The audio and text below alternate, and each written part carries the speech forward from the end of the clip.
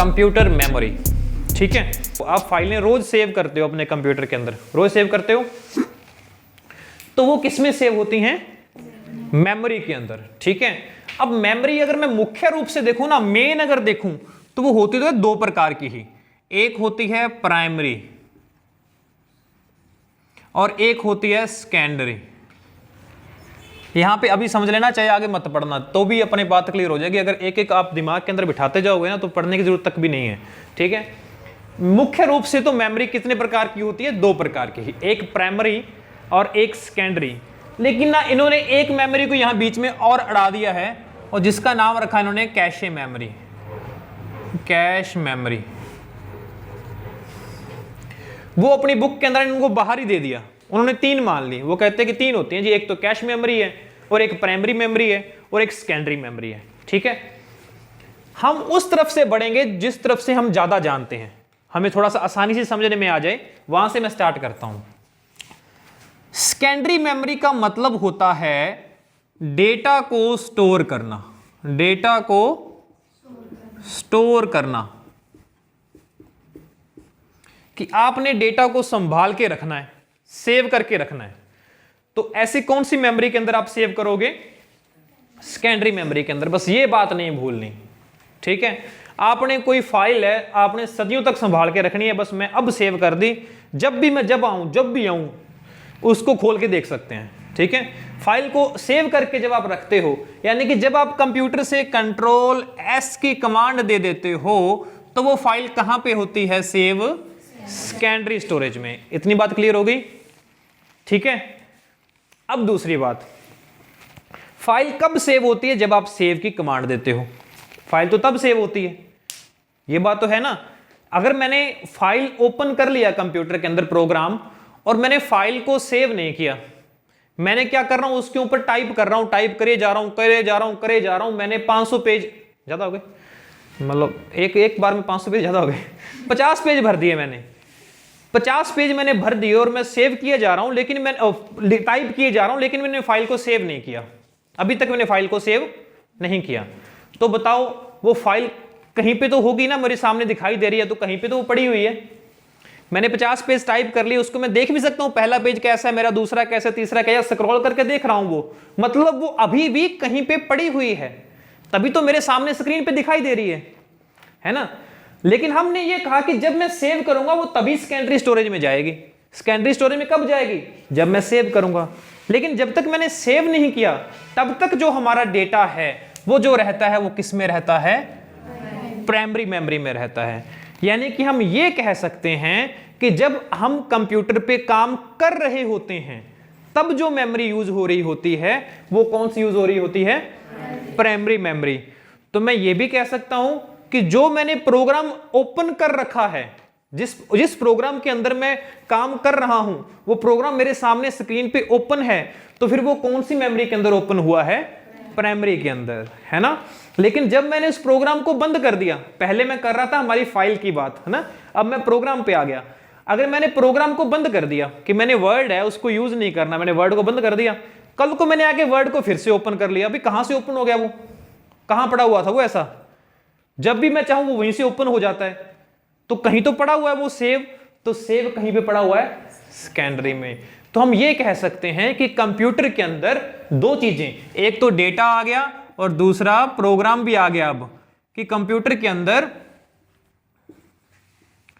जितने भी प्रोग्राम्स और डेटा होते हैं, वो कहां पे स्टोर होके रहते हैं? सेकेंडरी स्टोरेज में रहते हैं। लेकिन जब हम उनको काम करते हैं, उनको ओपन करते हैं ना, काम करने के लिए उनको ओपन करते हैं, तब वो फिर किस में आ जाते हैं? प्राइमरी मेमोरी में आ जाते हैं। इतनी बात क्लियर हुई क्या? नहीं तो मेमोरी का टॉपिक समझना मुश्किल है। इतनी बात क्लियर होगी ना? अब इसमें कोई कंफ्यूजन नहीं है कि प्राइमरी का क्या काम है और सेकेंडरी का क्या काम है, कोई नहीं है। सेकेंडरी बस वहीं पे छोड़ दो कि भाई ये तो सिर्फ सेव करने के काम में आती है, डेटा को स्टोर के संभाल के रख दो, बस वहां से जब जरूरत होगी वहां से उठा लेंगे। लेकिन उठाने के लिए हमें कोई काम करने के लिए जगह चाहिए, कोई मेमोरी चाहिए। तो जब हम काम कर रहे होते हैं, तब वो आ जाता है प्राइमरी मेमोरी के अंदर। देखो, हमें ना काम करने के लिए हमेशा कोई ना कोई जगह की जरूरत होती है। जैसे कोई टेबल है ना, समझ आ गई ना। अब मैं एग्जांपल चेंज कर देता हूं। अब एग्जांपल ले लेते हैं हमारे स्टडी रूम का। पहले मैं रसोई के अंदर जाता था, अब अपने पढ़ाई के रूम में जाते हैं। तो अभी क्या है कि जैसे आप पढ़ने के लिए ना आपके पास आपको कोई अलमारी होगी छोटी मोटी जहाँ पे आप बुक्स संभाल के रखते हो, या हमारे पास बैग होता था बस्ता जो किताबें भरी होती हैं जिसके अंदर, तो वहाँ पे बुक्स हमारी संभली पड़ी रहती है, कोई दिक्कत नहीं है। लेकिन जब कभी पेपर आ जाए बाई चांस, भी कल को पेपर है तो पढ़ना पड़ जाए, तो फिर हम उसमें से बुक निकालते हैं। अगर हमें अब देखो जब एक दिन पहले पढ़ना हो तो एक बुक से तो कोई ऐसा लगता है कि यार वो भी पढ़ लें काफ़ी कुछ पढ़ने को रह गया, तो हमने 3-4 किताबें ना जिचा के रखनी है। अब जिजाने के लिए कोई जगह होनी चाहिए पढ़ने के लिए, कि जब मैं पढ़ रहा हूं तब तक मुझे बुक को खोल के रखना है किसी टेबल के ऊपर, ठीक है। तो वो जो टेबल है हमारा वो एज ए रैम काम करता है, एज ए प्राइमरी मेमोरी काम करता है। कैसे काम करता है? Primary memory. लेकिन सेकेंडरी वाला कौन सा? हमारी अलमारी है, बस पढ़ लिए जब बंद करके रख दो उसके अंदर, है ना, जब पढ़ लिए। लेकिन वो टेबल जो है वो सिर्फ टेम्परेरी काम करने के लिए है, ये भी ध्यान रखना कि टेबल के ऊपर कोई बुक पड़ी हुई है तो सिर्फ टेम्परेरी है, जब तक पढ़ना तब तक ही पड़ी हुई है, नहीं तो उसको उठा के तुरंत अंदर रख दो, ठीक है। नहीं तो उस वहां से बुक कहां चली जाए कोई पता नहीं है। तो ये थोड़ा सा इसका प्राइमरी और सेकेंडरी का एग्जाम्पल है। अब प्राइमरी होती है हमारे पास आगे 2 तरह की, प्राइमरी होती है 2 तरह की, एक होती है रैम और एक होती है रोम। एक होती है रैम और एक रोम। एक होती है रैम और एक रोम। रोम की नाम आसान है, आसान है ना, रोम आसान है नाम, रीड ओनली मेमोरी। लेकिन रैम का पूरा नाम क्या है? Random access memory, random access memory.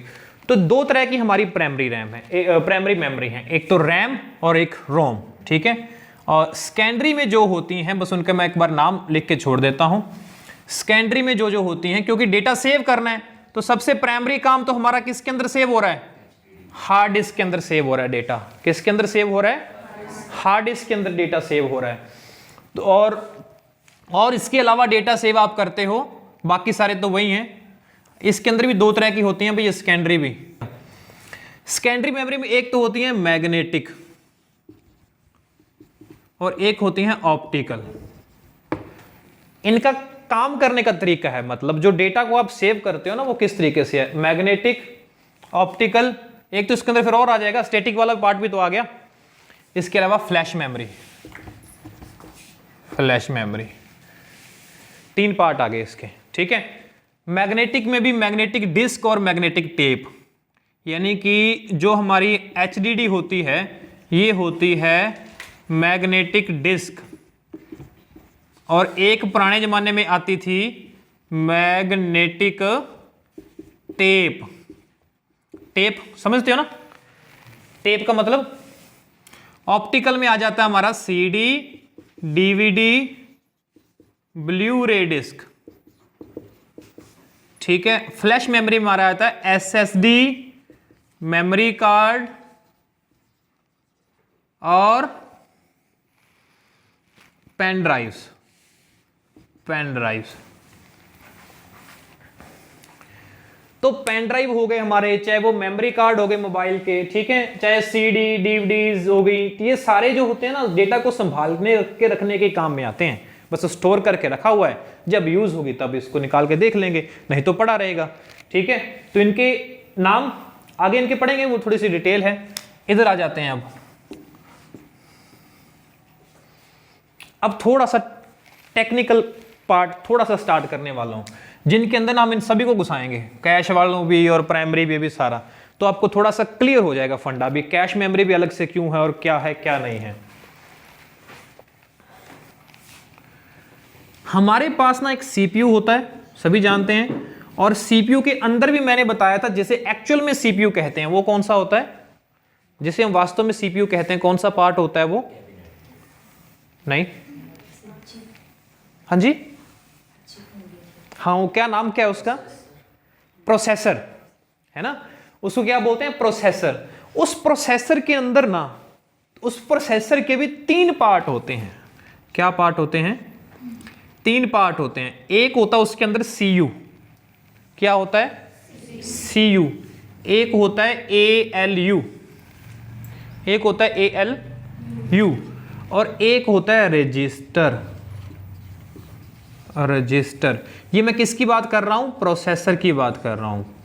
या मैं कह सकता हूं सीपीयू की बात कर रहा हूं। तीन चीजें होती हैं उस सीपीयू के अंदर, उस प्रोसेसर के अंदर।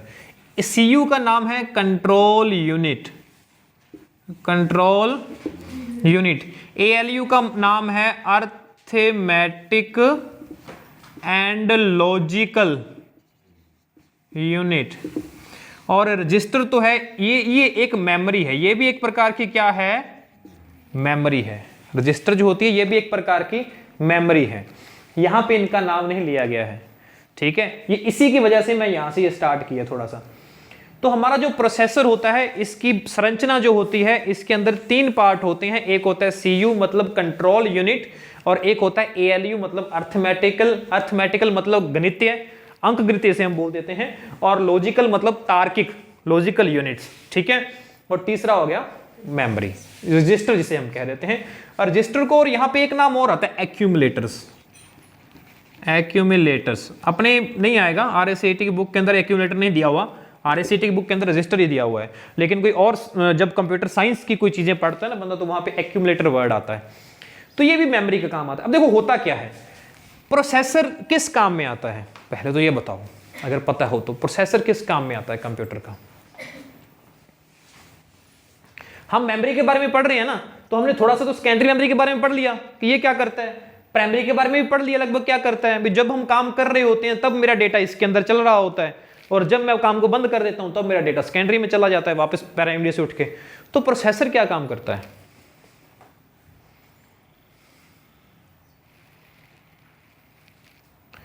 हमने शुरुआत में किया था ना, इनपुट प्रोसेस और आउटपुट। तो जो प्रोसेस का काम वो क्या करता है, वो सारा प्रोसेसर ही करता है। इनपुट किया हुआ आउटपुट के लिए जाता है, बीच में प्रोसेसिंग जो होती है वो वही काम ये करता है बस। जो बीच में जो प्रोसेसिंग नहीं होती वही काम क्या करता है, ये प्रोसेसर करता है। अब इंस्ट्रक्शन दी, मान लो मैंने कुछ इंस्ट्रक्शन दी कंप्यूटर को कि भाई ये ना मैं तेरे को डेटा भेज रहा हूं, तू इसको प्रोसेस कर दे। मैंने पहले इसको कमांड दे दी भी ये इतना डेटा भी, इसके ऊपर कोई फाइल बना के इसको सेव कर दे, ये काम कर दे। तुरंत मैंने एक और काम दे दिया कि भाई ऐसे कर यार, पहले इन फाइलों करके इनको खोल दे, ये कर दे। फिर मैंने और कमांड दे दी, मतलब मैं कमांड पे कमांड इसको दे रहा हूं, प्रोसेसर को, कंप्यूटर को, तुरंत भी ये काम करते रहे, ठीक है। लेकिन अब प्रोसेसर के अंदर क्या होता है, कंट्रोल यूनिट होता है। ये क्या करता है कि कौन कौन सा काम करने के लिए हमारे पास निर्देश आ रहे हैं, वो कंट्रोल यूनिट मैनेज करता है कि पहले कौन सा निर्देश आया मेरे पास, ठीक है। और अगर तो कोई कैलकुलेशन करने के लिए आया है इसके पास, तो वो भेज देगा एएलयू के पास कि लो भी तेरा काम है, अर्थमेटिकल लॉजिकल का डिपार्टमेंट क्या है, तेरा है, तू कैलकुलेशन कर इसे और मुझे दे, मैं आगे भेज दूं आउटपुट के पास, ठीक है। समझे बात को। कंट्रोल यूनिट मतलब एक मैनेज करने वाला बंदा है वहां पे। वो क्या करता है, बंदा तो नहीं है खैर, क्योंकि चिप की बात कर रहे हैं हम, तो वो इंस्ट्रक्शन को मैनेज करता है कि कौन सी इंस्ट्रक्शन को मैंने कहां भेजना है और कौन सी पहले आई है, किसका काम पहले होना है, किसको मैंने बिठा के रखना है रजिस्टर के अंदर। रजिस्टर एक मेमोरी है, छोटी सी मेमोरी होती है। इंस्ट्रक्शंस, या जब प्रोसेसर डेटा को प्रोसेस कर रहा है ना, तो उसको प्रोसेस के दौरान भी डेटा कहीं पे सेव रखना पड़ता है, तो वो रजिस्टर के अंदर सेव कर लेता वो, है ना। काम करते वक्त जब उसको तुरंत डेटा की जिसकी जरूरत हो रही है प्रोसेसर को प्रोसेस करते वक्त, तो वो कुछ डेटा को वो रजिस्टर के अंदर रख लेता है ताकि स्पीड बनी रहे, ताकि तुरंत यहीं से पास से वो उठाता रहे, ठीक है। और कुछ इंस्ट्रक्शंस जो होती हैं जो पेंडिंग पड़ी हैं अभी, क्योंकि सीपीयू तो एक काम को करने में बिजी है, लेकिन मैंने 3-4 इंस्ट्रक्शन दे दी, तो वो कंट्रोल यूनिट उनको यहाँ पे वेटिंग एरिया में बिठा के रख देता है रजिस्टर के अंदर कि भी इंस्ट्रक्शंस को सेव करने के लिए कि तू यहाँ पे रुक जा, जब तेरी बारी आएगी मैं आगे निकाल के तेरे को आउटपुट दे दूंगा। समझे बात को, क्या प्रोसेस होता है इसके अंदर। तो इस मेमोरी का यूज क्या हुआ, इंस्ट्रक्शंस को प्रोसेसिंग के दौरान, जब कंप्यूटर प्रोसेस कर रहा है तो प्रोसेसिंग के दौरान जो इंस्ट्रक्शंस और डेटा सेव होते हैं, प्रोसेसिंग के दौरान जो इंस्ट्रक्शंस और डेटा सेव होते हैं वो उस टाइम कहां पे सेव होते हैं, रजिस्टर के अंदर सेव होते हैं, ठीक है। अब रजिस्टर जो है अगर इसका स्पेस ज्यादा होगा तो मतलब प्रोसेस भी उतना ही तेजी से हो पाएगा, क्योंकि बार बार, अब मान लो और इंस्ट्रक्शन आ गई, अब ये फुल हो गया तो पहले वो इनको निकालेगा भी, पहले तेरा काम कर दूं, तेरी बात बाद में सुनूंगा, तब कंप्यूटर को टाइम लग जाता है कई बार, वो इनको मैनेज करने में लगा रहता है भी यार पहले वाले तो निकाल दूं मैं, अपने कहते हैं ना कभी टाइम लग रहा है। मोबाइल के अंदर देखो हम कितना, मतलब कई बार ना मोबाइल के अंदर हम कोई फाइल ओपन कर रहे थे, वो ओपन नहीं हो रही, हम तुरंत ही भी पहले वाला काम तो हमारा हो नहीं पा रहा, जो पहले वाला हमने इंस्ट्रक्शन दी वो तो हो नहीं पा रहे हैं कंप्यूटर से, वो उससे प्रोसेस नहीं कर पा रहा, और मैं उसको 2-3 बार और फिर से टच करके कर दिए, तो उसको तो मैंने कमांड और दे दी, भी मैंने ज्यादा पजल कर दिया ना। तो इसलिए जब कोई डिवाइस, जिसे हम कहते हैं ना हैंग होना, वो यही होता है। हैंग होना कैसे होता है? यही होता है जब हमारा मोबाइल हैंग हो गया या कंप्यूटर हैंग हो गया, ठीक है। तो जब कभी ऐसा हो जाए ना, तब उसको छोड़ दो और उसके हाल पे, फिर तू कर ले आराम से, फिर तेरे निपटेंगे जब हो जाएगा, ठीक है। उसको तुरंत कोई ना कोई बटन ऐसे वगैरह दबाते नहीं रहना चाहिए, या फिर सीधा ये कि स्विच ऑफ ही कर दो, फिर तो सारा मसला हल हो ही जाते हैं। तो इसीलिए जब इसको इंस्ट्रक्शन, तो हमने बटन दबा के और इंस्ट्रक्शन दे दी, यानी कि वो पहले से ही बिजी है बेचारा, उसके ऊपर और भर दिए उसको भी हमारा सॉल्व कर दे। तो इस तरीके से नहीं करना चाहिए। अच्छा, अब क्या है, अब और देखो थोड़ा सा, अब ये चीजें ना काम करती हैं सारी चीजें मिलके आपस में, ये भी मिल गया, ये भी मिल गया और ये भी मिल गया, फिर कंप्यूटर पे काम होता है जब ये सारी चीजें आपस में मिलके काम करेंगी। अब क्या है, इस सारी चीजें मिलके कैसे काम करती हैं, एक बात बस उसकी प्रोसेस बता दूं, फिर आपका ये क्लियर हो जाएगा, कैश मेमोरी का भी और प्राइमरी मेमोरी का भी। देखो, मैं किसी प्रोग्राम पे काम कर रहा हूं, तो मैंने प्रोग्राम को किया ओपन, मैंने वर्ड के अंदर कोई एप्लीकेशन टाइप करनी थी, ठीक है, तो मैंने वर्ड को ओपन किया, लेकिन वर्ड तभी ओपन होगा जब वो हमारे कंप्यूटर के अंदर होगा, है ना। वे कंप्यूटर के अंदर पड़ा हुआ है वर्ड, तभी ओपन होगा। तो कंप्यूटर के अंदर पड़ा हुआ है तो मतलब वो कहां पड़ा हुआ था, वो सेकेंडरी स्टोरेज के अंदर पड़ा हुआ था। सेकेंडरी स्टोरेज में भी मेरे पास कहां पे पड़ा हुआ था, हार्ड डिस्क के अंदर पड़ा हुआ था, और मैंने उसको कमांड दे दी ओपन होने के लिए। तो प्रोसेसर को कमांड गई कि भी ये ना किसको बुला रहा है, वर्ड को बुला रहा है। प्रोसेसर ने ढूंढा, वर्ड ये पड़ा जी, कहता आया भाई, और प्रोसेसर की फाइलें, जो अपने इसकी वर्ड की फाइलें सेकेंडरी स्टोरेज उठ के आ गई प्राइमरी मेमोरी के अंदर। कहां पे आ गई, रैम के अंदर। कहां आ गई, अब मेरा वर्ड यहां पे रैम के अंदर आ गया और मेरे स्क्रीन पे सामने खुल गया, कहता मैं पढ़ा हुआ हूं। आपने टाइप कर रहे हो, तो सारा किस में अंदर टाइप हो रहा है, वो रैम के अंदर हो रहा है, जब तक कि आप सेव नहीं करते फाइल को। किसके अंदर सेव हो रहा है, रैम के अंदर हो रहा है। यानी कि जब हमने प्रोग्राम को ओपन कर लिया, तो प्रोग्राम कहां पे ओपन हुआ, रैम के अंदर। कहानी समझ गए, हम टाइप कर रहे हैं तो कहां पे हो रहा है, रैम के अंदर हो रहा है। कई बार क्या होता है, कोई ऐसा प्रोग्राम होता है जब हमारा प्रोसेसर बहुत ज्यादा यूज में हो रहा है, प्रोसेसर क्या हो रहा है, बहुत ज्यादा यूज में हो, वे काम करना है, हाँ जी, मैंने टाइप करता रहा, मैंने उसको सेव करने की कमांड दे दी, मैंने कह दिया उसकी फॉर्मेटिंग कर दो, ये कर दो, रंग रोगन वगैरह काफी चेंज कर दिया। अब क्या होगा ना, वो जो इंस्ट्रक्शन मैंने मान लो प्रिंट की कमांड दे दी, 500 पेज है, 500 पेज की प्रिंट की कमांड दे दी, अब सारी की सारी कमांड्स इकट्ठी होकर क्या जाएंगी, जब इंस्ट्रक्शन देंगे वो कहां जाएंगी, प्रोसेसर के पास जाएंगी, ठीक है। लेकिन प्रोसेसर की जो स्पीड होती है और एक हमारी रैम है, अब डेटा पड़ा था इसके अंदर, काम करने के लिए आया इसके अंदर, और फिर मैंने प्रिंट देना है उसको, तो फिर वो प्रोसेसर उसके ऊपर प्रोसेसिंग करेगा, ठीक है, प्रिंट देने के लिए। तो फिर वो डेटा कहां से लेगा, जो रैम के अंदर फाइल खुली हुई है उसी को तो प्रिंट करेगा। वो हार्ड डिस्क के अंदर बहुत सारी फाइलें पड़ी हुई हैं, उनको कैसे प्रिंट कर देगा, जो हमने खोल रखी है रैम के अंदर, जिसके ऊपर हमने कमांड दी उसी को प्रिंट करेगा। तो फिर वो रैम से डेटा लेगा ये प्रोसेसर प्रिंट करने के लिए, है ना, ताकि आगे भेज दे वो आउटपुट वाले के पास, प्रिंटर के पास भेज दे, लो भी इसको निकाल दो।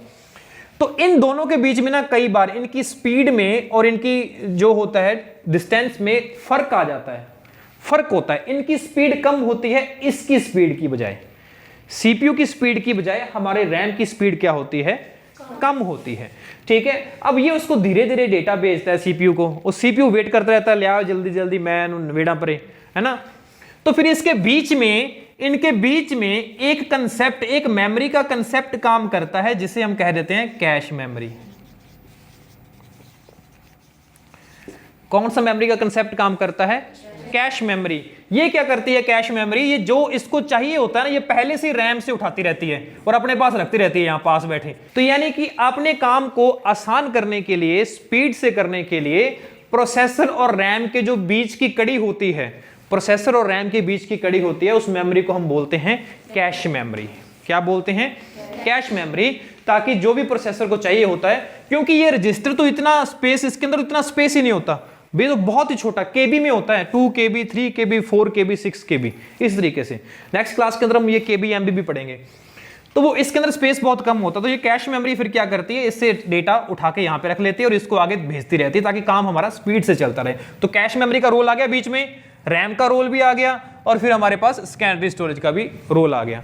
तो मेमोरी एक दूसरे से मिलके इस तरीके से काम करती हैं, है ना।